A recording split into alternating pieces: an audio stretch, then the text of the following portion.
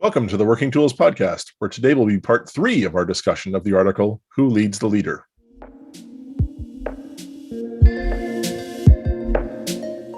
Ladies and gentlemen, brethren all, welcome to the Working Tools Podcast, a casual conversation around Freemasonry. First, it's important to note that our thoughts and opinions are our own and do not reflect those of our Grand Lodge or respective craft or concordant bodies. Please connect with us and ask questions via our website at theworkingtoolspodcast.com.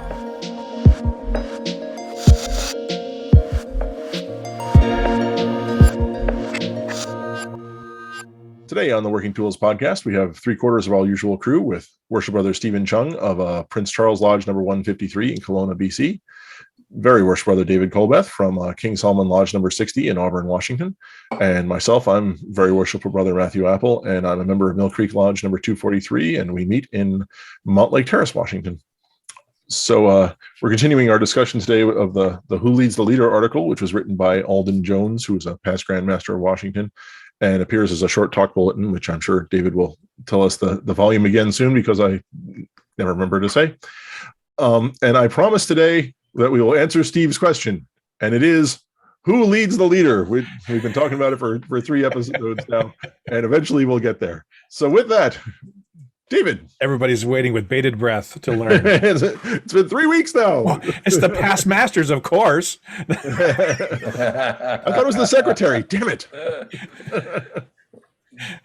Obeys. Isn't that the word obey? No, that word's not obey. It's I observe the word pleasure. I see it from afar. But I thought they made reference to, best district deputy grandmasters. They assume that the PDGMs know what they're talking about. I think that was a broad stroke in that. In 1975, they may have been knowledgeable deputies, but not in my term. But no, on a serious note, I mean, it's kind of like the Ed team. It's a resource, the district-wide, that you can access to. If you're a guy in the lodge and you go, man, our master, he's, if I'm a junior guy in lodge, and you just like shaking your head that, man, I don't know what's going on over there. Maybe you go to your deputy and you say, hey, can you talk to Bill about this? Because someone needs to nudge him onto the right path a little bit. And the deputy is definitely a resource for that. Yeah. So we're sorry, Steve, go ahead. No, you go ahead. I was going to say, we're smack dab in the middle, or actually just kind of beginning the 10 questions, the 10 responses to the question, that what can we reasonably expect from this lodge leader or the master of a lodge? I mean, we're kind of talking about masters, although leadership, as we talked about before, holds many different ideas and many different positions. And so we're talking about the master of the lodge. So what can we reasonably expect from our lodge master or the lodge leader? Well, most definitely an interesting meeting. Yeah. So, leader arranges interesting meetings. And he provides instruction, motivation, and inspiration. Right? Invites guest speakers. Now that's an interesting thought too. I know that that's something bigger in the States than it is in Canada, to invite guest speakers to do education and make things different and interesting. I had the lady from the blood donor clinic, Canadian Blood Services, come to do a part. Well, we had planned it for Scottish Rite, come and do a presentation and whatnot. We ended up doing it on Zoom because COVID hit, right? And it had been more than a year, and people were asking, and so we did it. But we're still going to ask her to come back to another meeting. We've had city councilors, mayors come in to our lodge to talk about different things as education type pieces. And so, I guess in our lodge over the years, we've had some leaders who've made some interesting meetings, that's for sure, right? It qualifies on that one. But I think the next one, preserves the landmarks. Well, schedules a review. That's an interesting one. Hold on. You're jumping ahead again, Steve.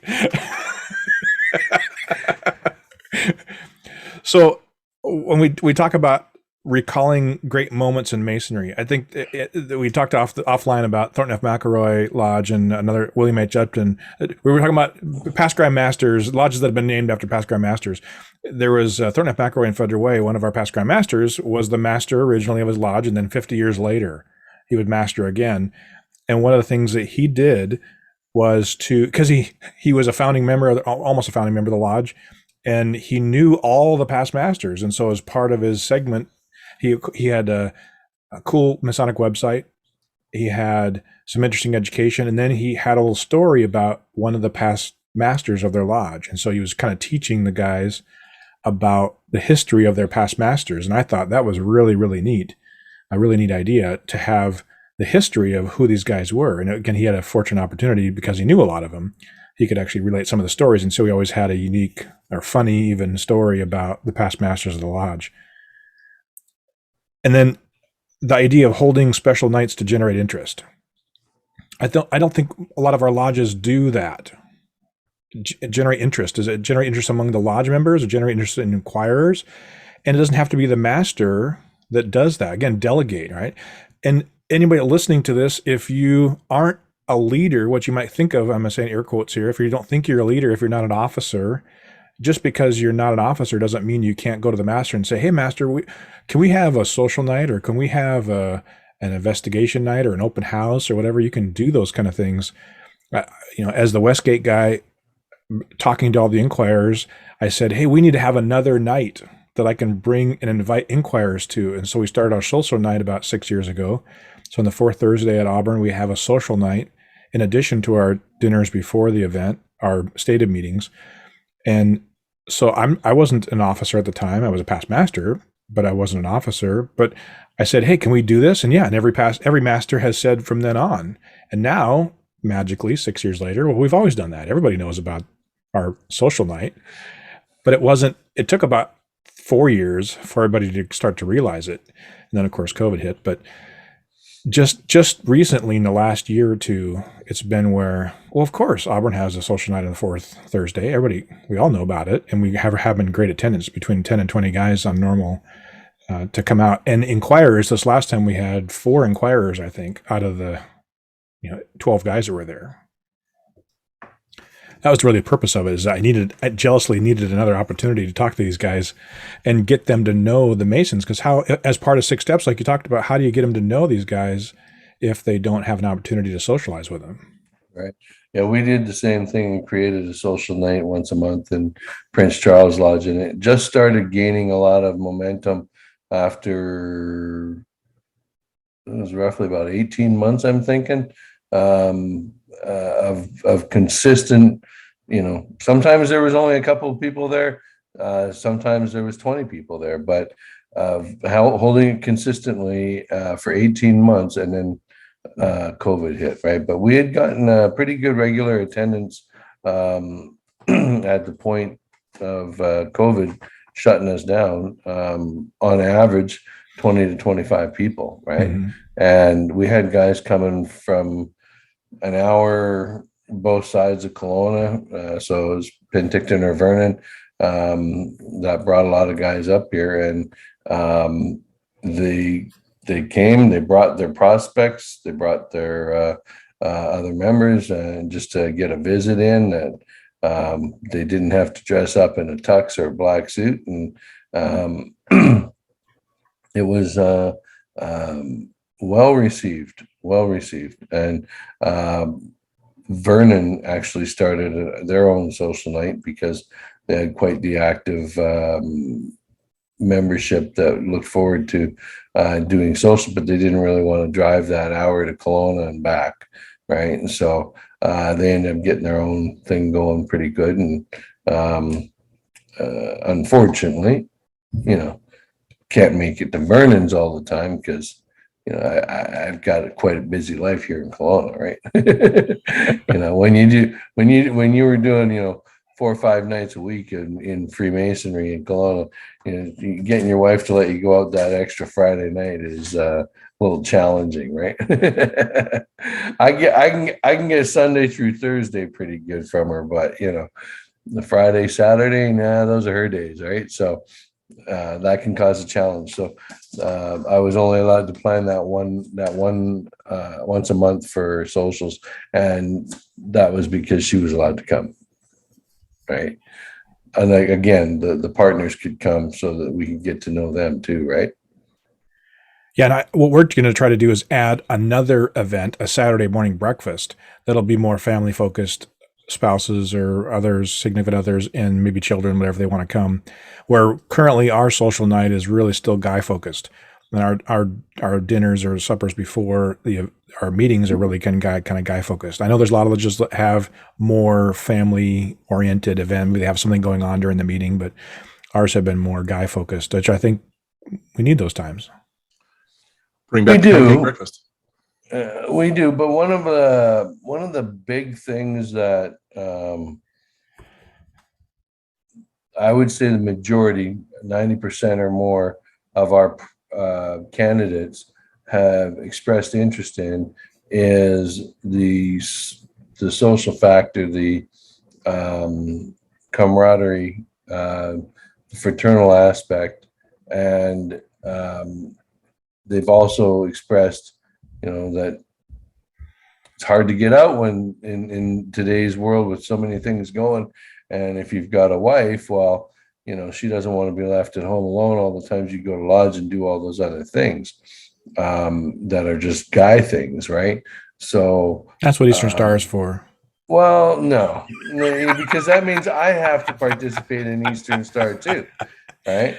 But I can tell you that me getting together with one of the other guys outside of lodge really isn't going to happen unless our wives meet and they like each other and they connect, right? Because then they'll have a reason to, somebody that they can connect with outside. And then one of the I remember when I joined my lodge that there was a group of guys, about 8-10 guys, and their families. They would all go camping. They all had trailers, tent trailers, travel trailers, whatever, and they would all go camping several times throughout the year. And it was like, it'd be nice to have that kind of camaraderie that, your families are active doing things together. Well, your families are not going to get active in doing things together unless they get a chance to meet, right? And with the world so busy as it is, if we have everything that's really guy driven, it didn't work. So that's why our socials became where the spouses and partners could come, right? We do other things throughout the spring and summer, like picnics and barbecues and whatnot, where the families and all the kids can come and whatnot outside of the regular schedule of these other things. But we found it very important for our wives to be able to make a connection and not be, forced into something like Eastern Star in order to be able to do that, right? Absolutely. Well, now you can get on to the next question. Do you want to read it or you want me to? I got it. Are you talking about the arranging the landmarks? Preserve the landmarks. He schedules a review and discussion of the to point out their great importances and call attention when one is involved in lodge work. What are the landmarks? Well, didn't we have like 3 episodes on that 2 seasons ago? We did, and there's a lot of landmarks. Right. Go ahead, David. No, we talked about. You're right. We did. Go ahead, Matt. I was just going to say we there are either a lot of landmarks or no landmarks, depending on who you ask. But yeah, I think landmarks alludes to the ideas of what I'm going to air quotes here. You can't see it if you're listening to it, but the idea of the fundamentals of Masonry. What do we, at our core, all believe in? And people like great authors like Mackey and I'm spacing on the other name, Matt. There's another guy that has written a series of landmarks as well. So what I always find funny is that they're listed in our code, or you guys call it Constitution. In our code, they're listed in the back of our code as an appendix, and they're referred to in the code as the landmarks of Masonry. And again, they're conveniently located at the back of the Constitution or the code, but we have not officially adopted any landmarks. There's no resolution or no agreement of what the landmarks are, even though we allude to them in our code. I just find right. So if that's such a controversial thing, we should carry on to the next question that goes, onto the he enhances Masonry's image, right? Well, I don't know that can really be done by one guy, but I think if he promotes a positive image of Masonry, then that could be enhancing it. Yeah, and he encourages the temple board, or hopefully you have a board of some kind that manages the building. Keep it clean, keep it bright. One of our past Grand Masters had an initiative to make sure that our temples were updated, painted, or whatever. To try one of his goals was to make sure that the lodge cut the grass, let it be 3 feet tall. Put some new bark down if you have that, or paint the building, or pressure wash the sidewalk, or whatever. Just when a guy comes to the building, or a community member comes to the building, what are they seeing? And then a roll shutter door. Yeah. I will say that, each of us, this is my humble opinion, it's like I listened to a soccer podcast, and one of the guys always says that a good coach can make a team like 5% better, but a bad coach can make a team like 50% worse. And I sort of feel like Masonry is the same way. We can each make Masonry's image a little bit better, but man, can one of us really drag it down. Yeah. And he goes on to talk about the public ceremonies and ladies' night at school awards, church attendance as clothed Masons. And so it harkens back to me. I was not a DMLA, but it harkens back to me when I see the DMLA. I'm a chairman to assist them, and they talk about their DMLA days or their public service days and how they do things in the community. They're required by their code, if you will, to do these things. And so wouldn't it be fun to to decide, hey, we're all going to meet at this church on this Sunday locally and dress as Masons? And when I talk about school awards, we used to do scholarships. We don't anymore. But does it mean that we have to give money away? Couldn't we just recognize these kids for their quality work? Or have a nice dinner for them. How come you guys don't do them anymore? We lack of funding. Oh, okay. Yeah. Back to that dues concept. We were blessed in our lodge that we had a couple of well-to-do members that left monies to the lodge to be invested, and the profits of that to make up the funding for the bursaries that we support. And now we support 3 bursaries a year through our lodge. It's a fund that was set up with that. So we were very lucky to have a couple of our members that when they passed, they left these in the will to the lodge, right? So it's kind of cool. That's awesome. Right? It's enabled us to continue. Whereas I'm sure when times get tough, you got to pull some things, right? Yeah. And the leader follows the standard work. I don't think there's too much argument here. He studies the ritual regularly, asks others to do the same, encourages corrections, observes work in the lodge. And so encourages corrections. Now, that's not chatter from the sidelines or incorrect prompts when a guy is missing a line or whatever. That's not what he's talking about here, I don't think. It's one of our masters had in his master's comments on opening lodge, after opening lodge, we always usually have a master's comment, something the master talks about. And in his moment, he always had some interesting ideas. And one of them was about the idea of the perfection ritual. We can't expect perfection necessarily. And then he went on to say, if you can't mess up, if you can't fail in front of these guys, who can you mess up in front of? We're supposed to be this close, supporting friendship of brotherly love and relief and truth. Well, isn't that what practice is for? Well, of course. That's where you mess up. Well, of course, but we expect perfection. Yes. Oh, yeah. Yes. Standards have to be maintained. High standards have to be held. All right, past master. Where's my gavel?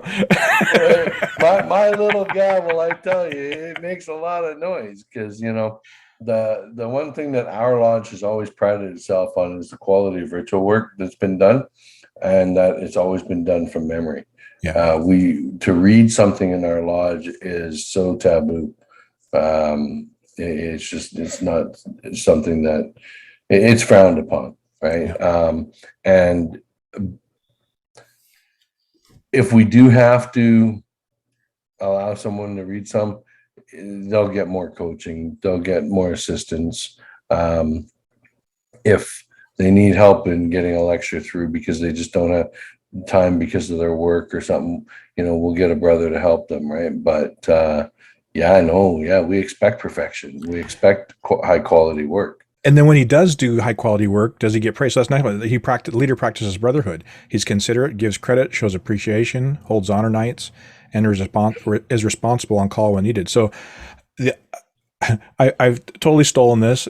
People they familiarized it with me now because I say it so much. But when you're giving a correction, I would like to say, step on their shoes while straightening their tie. So basically, you give them some correction, but give them something positive as well. Hey, you did really. We could really use some work on this, but you did so awesome overall. Give them some praise. I think that's we as humans generally need to get a pat on the back and get some credit and be considerate of each other. I think we could do a better job of that. It would show that we love each other too. Again, there's our brotherly love idea. Yeah. Well, it's difficult because we're not supposed to applaud good ritual. We're not, but I believe that good ritual should be recognized. And so quite often, there's a bunch of, when a guy does an awesome piece of work, there's a lot of congratulations afterwards, right? Every now and then, when I've done a piece or another guy's done a piece, somebody just stands up right after and just starts clapping because he's just so enthralled with it, right? Though it's not supposed to be done, it's only been done in an exceptional case, right? When it's been an exceptionally well delivered piece of ritual, right? And I think too, the next one, the leader is realistic. He faces duties with honesty, holds back praise if it's not due, pulls no punches, and makes the hard decisions when you have to be. Idea is that being a leader is not a popularity contest. You're not there to be friends necessarily with everybody. You may have to make some hard decisions. You may not be so popular, and you have to be willing to be able to make those hard decisions. And again, going back to the previous, and we'll get to a little bit here, is that if the master doesn't have that ability, then I think it may be the responsibility of those of us that lead the leaders. Hopefully, I'm assuming that I'm part of that group.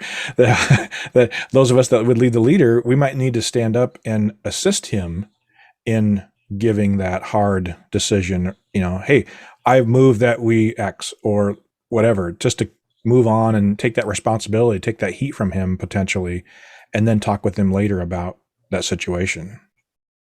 Yep. Most definitely.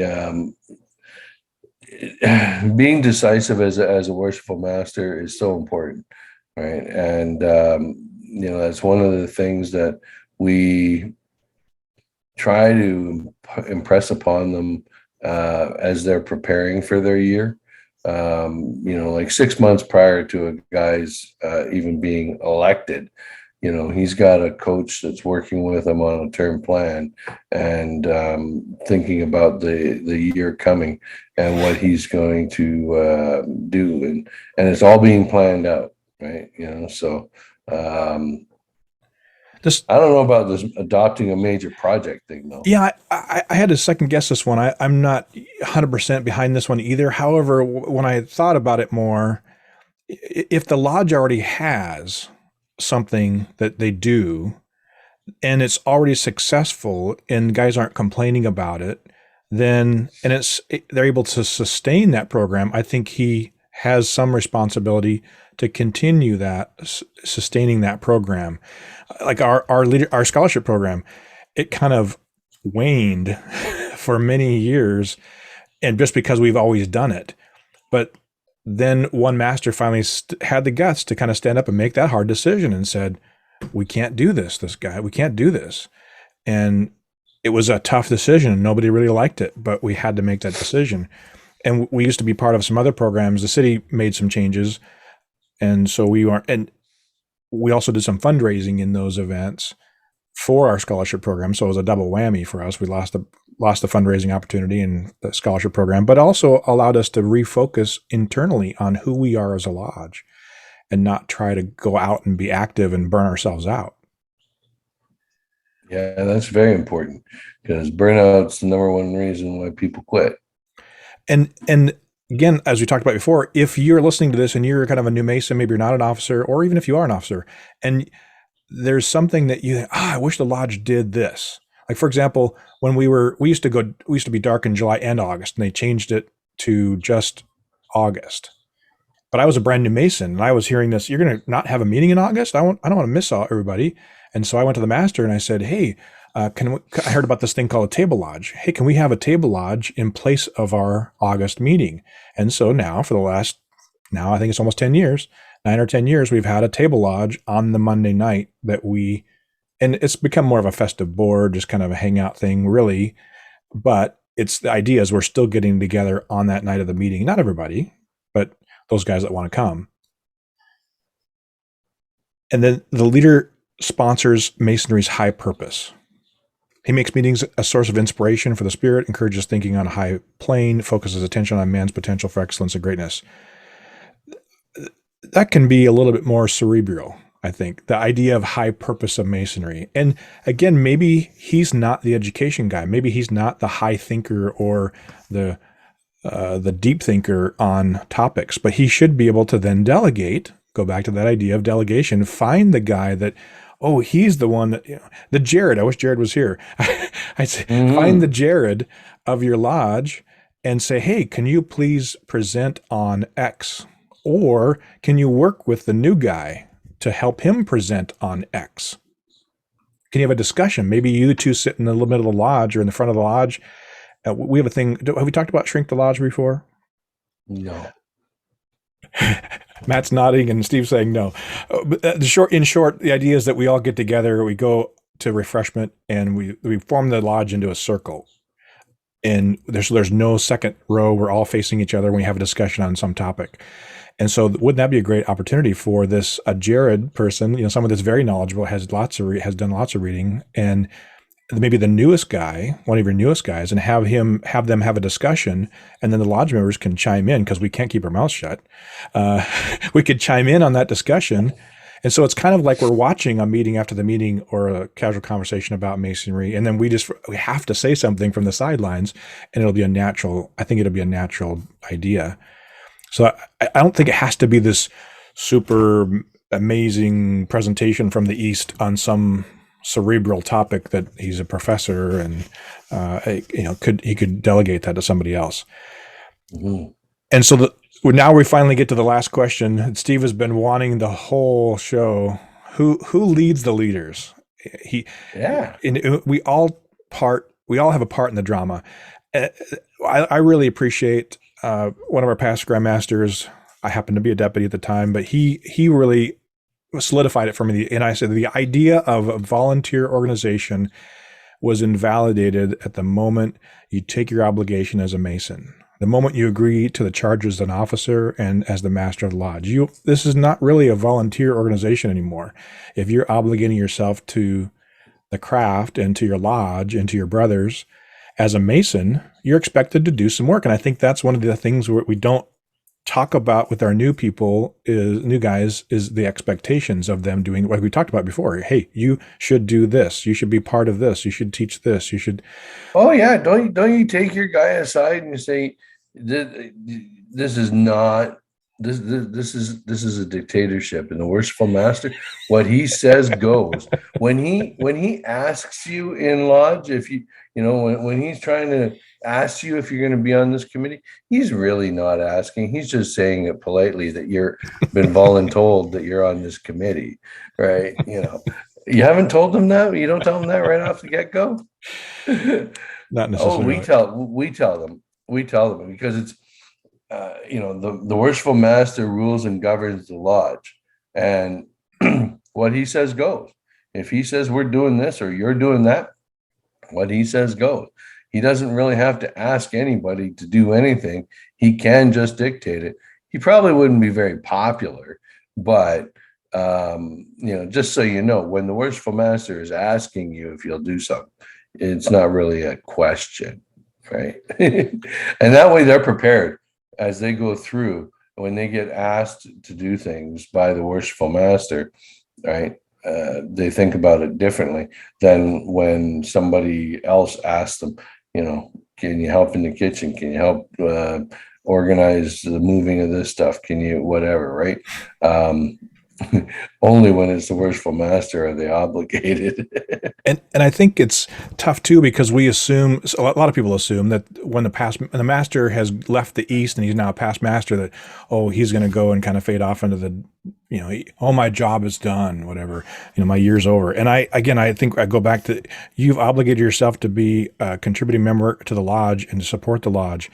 And so the worn out excuses of not interfering with the master, and giving him some advice. What about our brotherhood? What about the service? What about unity? What about the instructive tongue? And again, what about reminding a brother of the most friendly manner? And that's where I jokingly allude to the step on your shoes while straightening your tie. What is the most friendly manner? Praise in public and correct in private, right? You want to give them some instructive information, but then also maybe give them some praise. Hey, you did a great job. We could work on this together, or you might want to consider this. But you did a really great job on the closing or whatever. So let's define who leads the leaders. Well, it's going to really be different in every case, because in some lodges you have a mentorship program that you have, you're assigned a mentor. Some lodges, the leader is led by the immediate past master.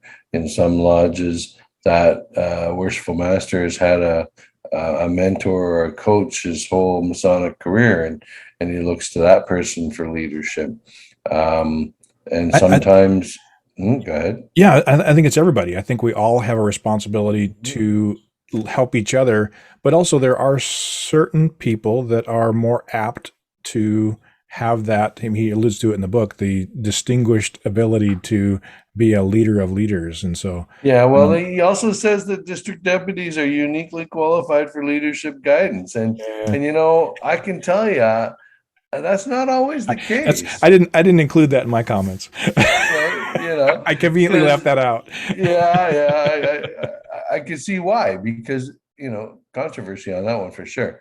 A district deputy Grand Master is the representative of the Grand Master, and so one would assume that he's uniquely qualified to give guidance, but not always the case. In some areas, who becomes your district deputy for that year is often, it's very different. In our district, it's each lodge rotates putting forward their guy. And so every 8 years, the district deputy would be from this particular lodge. And the next year would be the next one in progression. But yet across the bridge down in the next district, it's a popularity contest, right? It's who they like the most, who's active, and who's going to be out and be visiting all the lodges and everything else.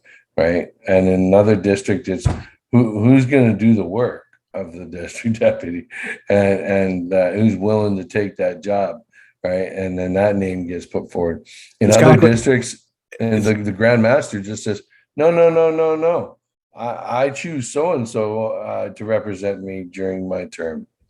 It's kind of like what we've been talking about the whole show. Is it who's leading these guys? Who's really should be the leader? And on the previous shows, that they shouldn't automatically be master, shouldn't automatically be district deputy. So Matt, what do you think? Who leads the leaders? Well, I mean, we've talked about 18 different groups here, from Grand Lodge officers to the members of to the other officers of the lodge, to the past masters, to district deputy, somebody who can. I think it does talk in the article about taking a 2x4 to somebody. I think we glanced over that one along with the ham sandwiches. But so I've never actually read a book about this, but I've heard other people talk about it. So I'll pretend like I know what I'm talking about. I kind of like this whole servant leadership idea. I mean, who's leading the leader? On some level, we all are, right? We're all trying to tell him, amen, or her, and him in this context, where it is we think we need to go, how we can help, what priorities perhaps should be, and who needs help, and where, hey, you might not want to say that kind of thing. All of us have a an obligation, frankly, to help this organization succeed. And some of that is to sometimes lead the leader. Yep. I don't think any of us can just step back and go, "Hoop, it was the master." Yeah, exactly. And so with that deep pearl of wisdom, I think we've hopefully answered the question of who leads the leader, and in 3 episodes. And I want to thank all of you out there for listening. And again, please let us know what you think of the show. And on behalf of Stephen and David and myself, I want to thank all of you, and Jarrod, we'll include him. Thank all of you for listening, and we look forward to talking to you again on the Working Tools Podcast. Goodbye.